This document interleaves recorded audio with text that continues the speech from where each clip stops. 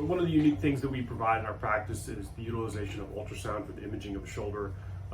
The benefits of using ultrasound versus MRI to image a rotator cuff are really threefold. One, the biggest benefit to me is cost. An ultrasound exam of the shoulder typically is less than $100 versus MRIs being anywhere from 500 to over 1,000, sometimes more. Time is a huge thing. This takes me about 2 minutes to do in the office, and I typically do it on the patient's first exam if indicated, and it takes me 1 to 2 minutes to do the complete exam.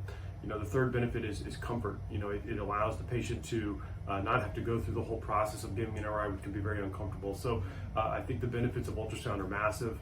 The accuracy is just as accurate as an MRI read by a radiologist, possibly more accurate actually in some settings. So to me, it's something unique we provide that really improves the overall patient experience, really drives the value of the care that we're providing by providing excellent outcomes, excellent patient satisfaction, while really driving down the cost. And thank you very much for your time.